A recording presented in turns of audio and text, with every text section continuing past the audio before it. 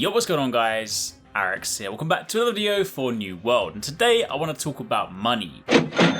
Making lots of money by controlling territories. So have you guys been playing New World and noticed that obviously different factions and companies control different land and territories around the map? Well, did you know that you can earn lots of money by owning a territory? Well, in this video I want to show you how you can buy an area, how you can claim an area if you have the coin.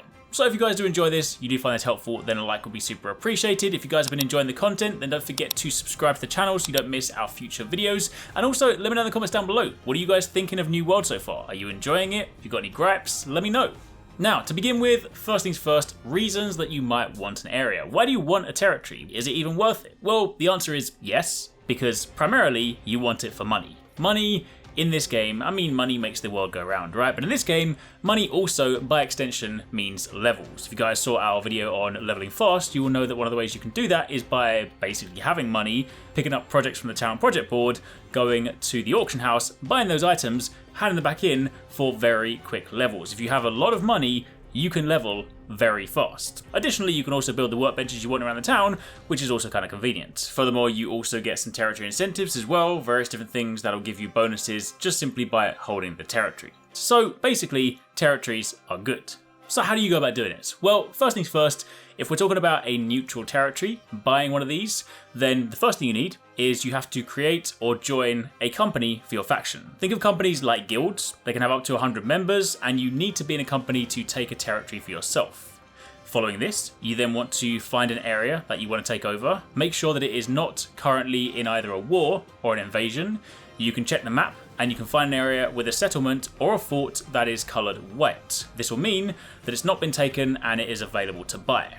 You then need to gather the funds and a group of people to travel and take the fort in that area. You're going to need 100,000 gold, which initially sounds a lot, but keep in mind this is not just you individually. You as a player do not need 100,000 gold. You as a company need 100,000 gold. So obviously if you happen to have a company of 100 people, that's only 1,000 gold each, which you basically have that at the start of the game. So it's not too much, but regardless, you're going to need 100,000 if you want to buy a territory. You then make your way to that location and you can secure it.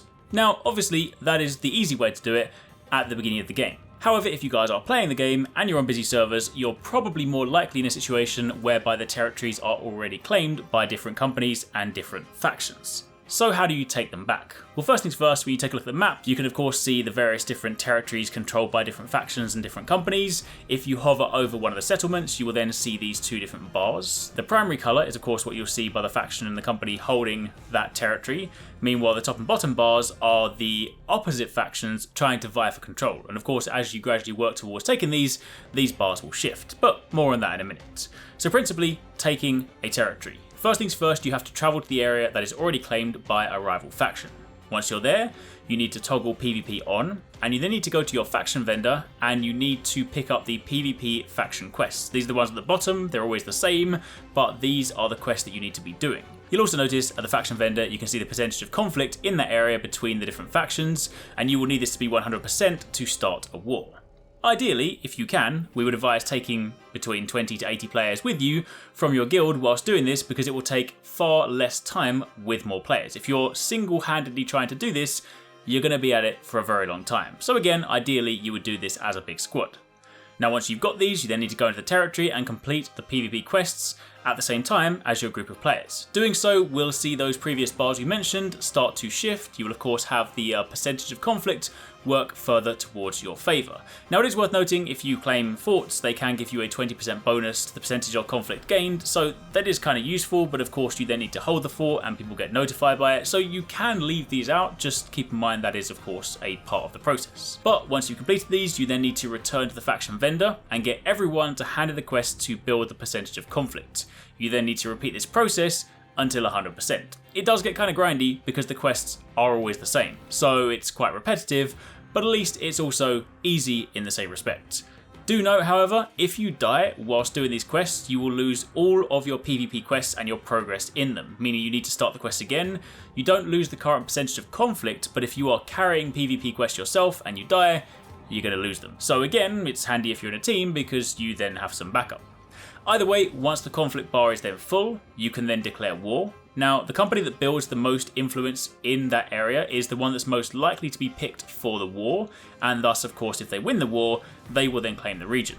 The war will also cost money, depending on the amount of siege weapons you want, so that is also a factor.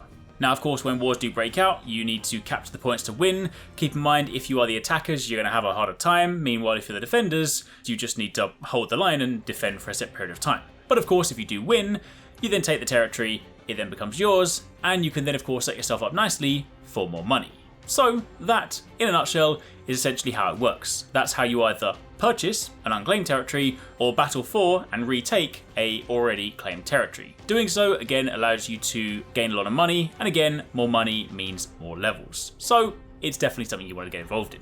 Hopefully you guys found that helpful. If you have any more questions as to how this works or anything like that, then do let me know in the comments down below, and keep it locked for plenty more.